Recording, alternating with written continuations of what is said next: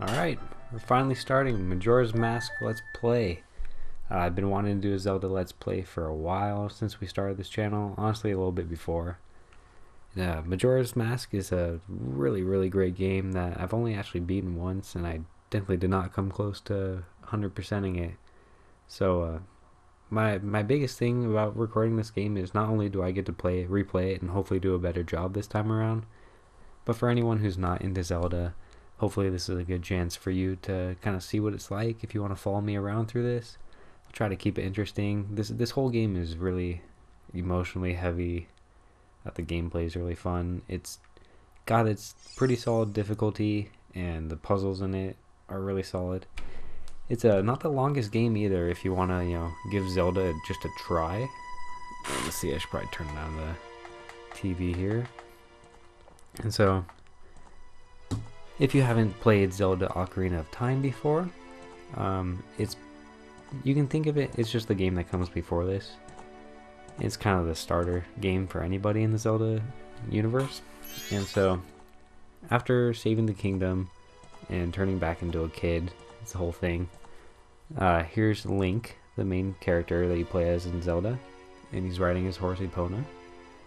And he left Hyrule, which is the main city, and he's just in these strange woods. He no longer has his fairy, Navi, and instead here's two fairies that kind of come out of nowhere. And let's just see what happens. Take a little sec.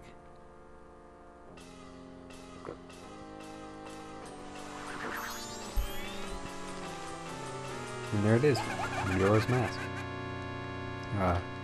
Pretty creepy looking mask. Owned right now by a kid named Skull Kid, even though I've been told he looks like a bird by some of my friends. I can't say I disagree. Then we've got our two fairies, Tattle and Tail. I think Tail is the black one and Tattle is the white one.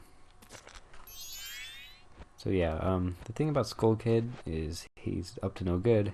Takes your ocarina, and so the game before this was called Ocarina of Time, so you can kind of guess that ocarina there is pretty special.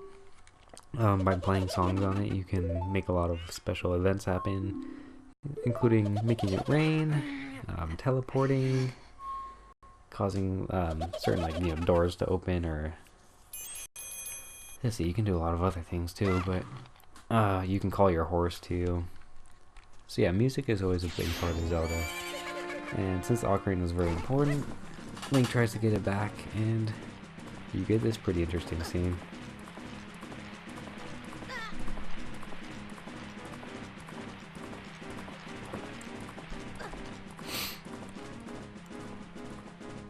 And luckily the intro to Majora's Mask isn't too long compared to other games, so I figured we could just sit through and watch it start. It's pretty important to the story too.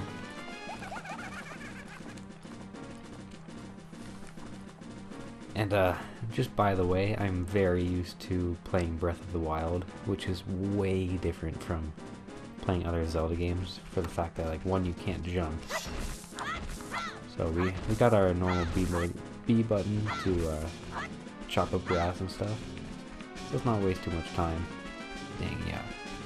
Just the way the controls work are so much different. So you do not jump in this game.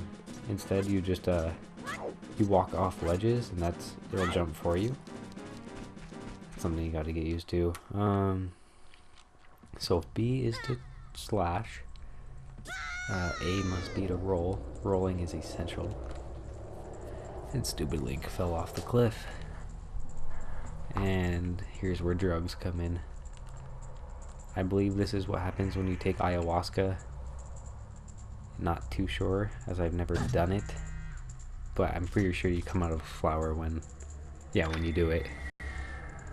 And see, the problem with this ayahuasca trip for Link here is that he doesn't have a spirit guide, so instead he has Skull Kid with the Majora's Mask, and that's just never good. Pretty fucked here that you see he got rid of Epona, like your special horse. You will see later in the game, you can find Epona, but Epona is definitely gone for now. And this here is something that people find just really interesting about this game. It's really creepy. It has like the perfect darkness to it in comparison to some of the other Zelda attempts where like Twilight Princess, they made the actual world very like dark and like emo-ish, I guess. I don't know. But it came off a little too strong. It wasn't like, it was dark, but it wasn't weird enough. This game is weird, as you can see by this giant like Deku Scrub following you. And that's gonna lead us off into the start of this game. You don't start this game like Link, you start it as Deku Scrub Link. He's a lot like my friend Spencer. He blows bubbles, it's pretty tight. And it's something like this, like having your main character start off as not himself, that could have backfired so hard about this game, but ended up being so useful. It's just magical. Like, look at him, like, it's so rememberable. It's dark, it's creepy, it's weird, and it just sticks with you. And so here you see Tattle and Tail got split up, so all of a sudden, who's gonna have to be stuck with you?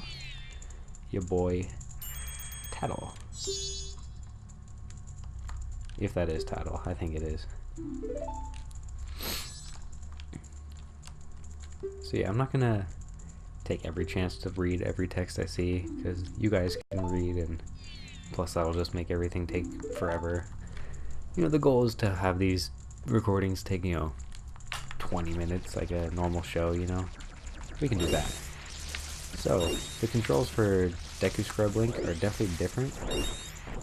You press A to spin around like that. And since we don't have magic yet, we can't blow bubbles just yet, but that'll come soon. And so here you just have a short, basically tutorial. I mean, you have to get through it, but this is how you learn how to control Deku Scrub Link. And man, just the motions, the sounds. Zelda is really known for its music, and you'll see, like, the sound effects, the actual background music, it's all just, I don't know how they did it. Like, if you actually try to consider, like, the things that they used to make it, I'll find out. So you use your spin to get into the flower, shoot up, and you can kind of fly for a little while. You see he starts like kicking his legs and puffing. That's how you know you're about to fall. So you can't do it forever. And yeah, I need to remember, if you want to change the camera or lock it, use the L button. I'm playing on Wii U, so that wasn't clear. Man, not used to this. So we're gonna do a little jumpy jump. Reload here. You can see we got a little treasure chest. Can't really ask for much more here. Not a big one though. Deku nuts, sweet. Oh, I forgot, it's really cool when you're flying around as the Deku Link. You can drop your Deku nuts. Yeah, it's funny to say. And you can stun people. That's pretty nice. As you can see, you really can't fly too long while you're on these little flowers. That's fair. So this one's cutting it close, but we made it. And here's somewhere where with story theory. Oh shit! Hey, there we go. Our first fuck up already.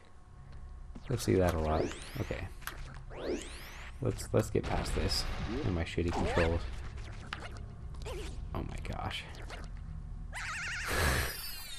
I hope this is fun. The controls are, a lot less responsive than something like Breath of the Wild, which is something I did not... What is going on here? Something I didn't take for granted. Or I took for granted, I guess. Yeah, normally you don't have to, like, hold A, but I guess I just wasn't charging up in the flower enough. There we go. Yeah, never mind. And it's things like this you gotta be patient with. I was about to try to just skip all the way, but yeah, you shouldn't do that. So drop down into the flower, and after a while, like, you'll just get good at being able to aim yourself, and soon enough, these controls will be secondhand, and I'll stop complaining, making Breath of the Wild comparisons. It's a really good game, man. Changed everything. The fact that you can't jump now, you can't climb everything. Oh, I just dropped a deck of on accident. So, anyways, here is a weird little thing. See, you can see it says, you look like this tree. And you'll see that this game is a lot about death. So just take a look at that. That is creepy.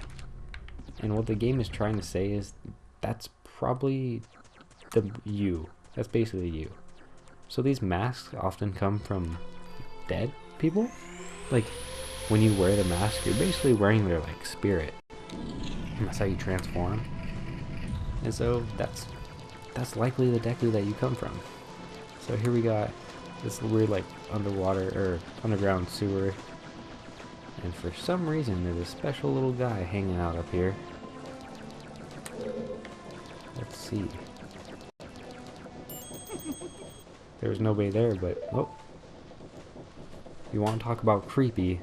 There's creepy.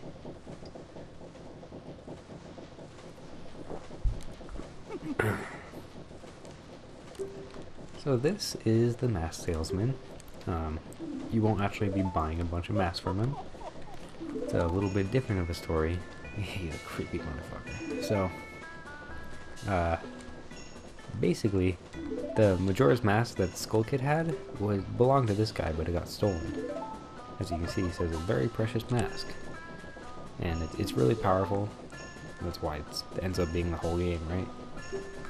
So, the thing is, he explains to you that he has to go in 3 days.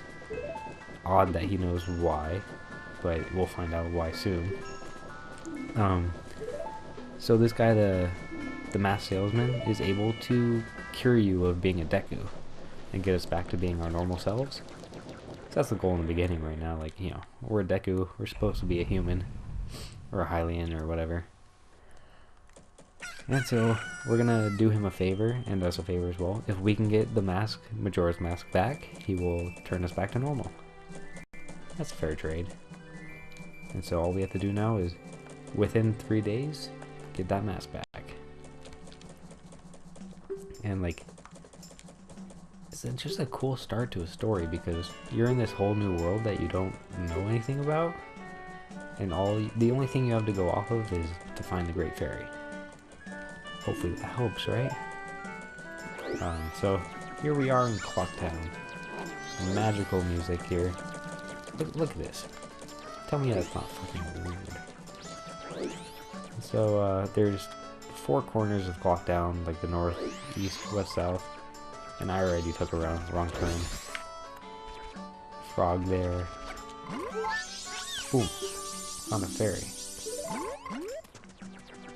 And so, a really cool mechanic about the Deku Kid is that you can kind of skip across water, and that can actually get you places that you can't normally get as a kid.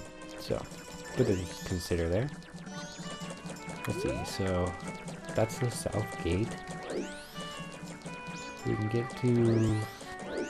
Oh yeah, so we came out of there. The dog is not a fan.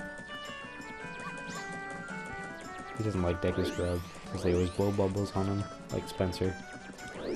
Alright, so I think this is the way to get to the north area, which is where the Great Fairy is. Here we are. Got the weird Majora's Mask balloon. That's one of the things about this game, is there's just like random nuances that I don't know why. Like, look at Tingle. He's a beautiful fellow. He's very happy. Just tell me it's not weird that he's just there. Alright, so this is where the Great Fairy is. This is where the first place he told us to go, so might as well join. Kaboom. I need to see what's up. Welcome to the world of pointy tits. See, the fairies are creepy still, but they don't scream like that. And they don't have tits like that either. And yeah, I basically skipped a lot of text there, but she doesn't have her full power yet, because you have to find some stray fairies that got lost. But for now, she can give us magic, which is a huge start. Because with magic, we are able to now shoot bubbles. Doesn't seem as cool, just being said, but you'll see, bubbles are tight. Bubble blast, alright. You can restore your magic through finding potions in the grass. So they're gonna go away, and if we need to, we can find more fairies later to get the full power. But I don't think that's important for the first 3 days. Yeah, so the big condition about this game is you have to do the first everything in 3 days. Not a big deal. Look at this shit. Tingle, what the fuck are you doing? Like I said, we have 3 days to do everything. I decided to mess around. Look at this guy. This is who I want to call Dad. Oh God, yes.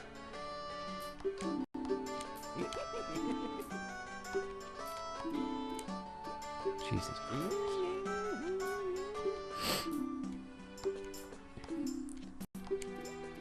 Will I buy a map? I don't have no rupees. Alright.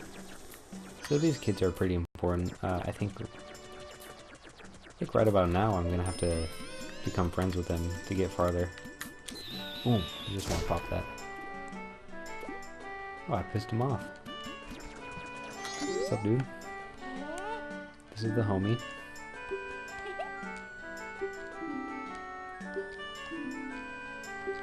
Oh, cool. Alright, so he said that he could hook me up in being in his gang if I pass the test. And so to get in the bomber squad, you have to find all of them by tomorrow morning. And there's the one that's retarded. Okay, so I don't remember for sure where they all are, but there's one. It's easy. Alright. I swear there's another one right over here, yeah. And when you find them, they actually will run away, but it's not too hard to catch them before they start running. Alright, so there's 2. At least I knew where those 2 were. I think I have an idea where another one is. Yeah, you can see him up there with the chicken. Or cuckoo, or whatever they're actually called in this game. We're going chicken. I don't think this one counts.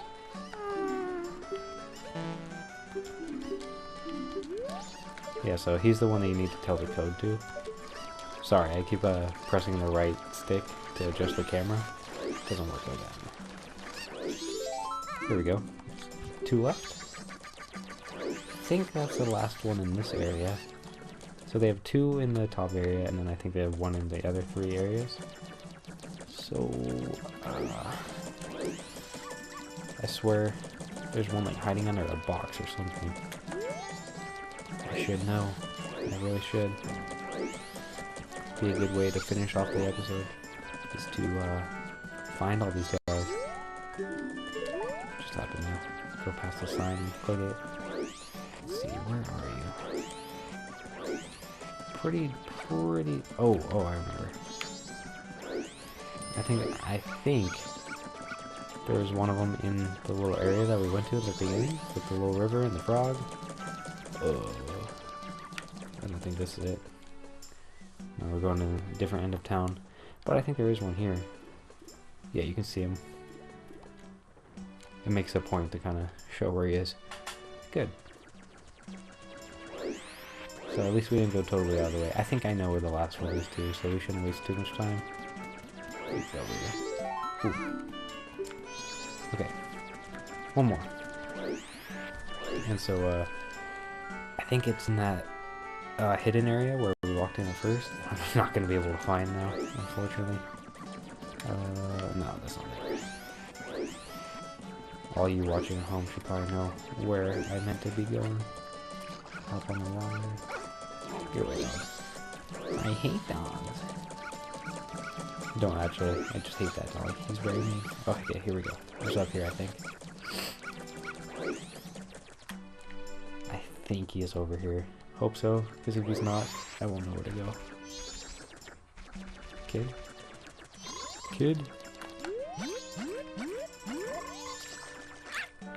Dude, I legit thought he was over here. That's not good. We can do this, guys. At home. Where do you think he is? I think we just hit 20 minutes about, so let's make this happen. I think he's like under a box then, maybe? That was my initial thought.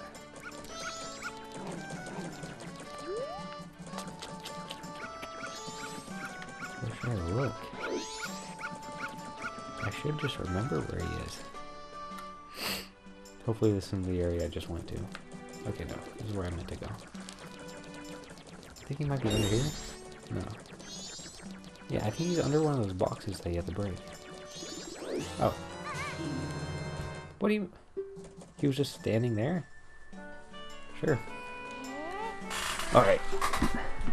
This is about to wrap up the episode. What I'm going to do is take a pen, so when they tell me the code, I can remember it. And I think there's only like a set amount of codes that they actually use, so you can like look up online what all of the possible codes are. But 3, 1, 4, 5, 2. Alright. So as long as you remember that or write it down, we can... Oh, we're back here. Alright. Oh my gosh. Sorry. Still getting used to the controls. So what we're going to do is make our way into the bomber hideout, and then we'll probably wrap it up for this episode. And that's going to encompass most of the first 3 days. Oh, nope. Come on. So it's 3, 1, 4,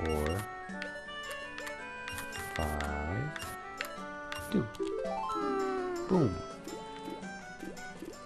Yeah, move it, Turner. And here we are. And this is actually a great portion. I love this portion of the game. So we're going to save it here and film another episode next time. Hopefully you liked this start of the series. Definitely going to be uploading this just about every day. I love this game. And how do you save?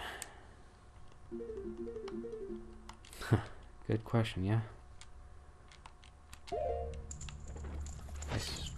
Oh yeah, I forgot you can do a shield like that. That's tight. Start, select. This is going well. I actually don't... Oh, sorry. We're gonna end the game right there and I'll just go save. So anyways, I hope you like this all. This game is really thrilling, fantastic, and magical, so definitely keep checking out for the rest of the series, and I just hope you liked it. Until then, I will see ya.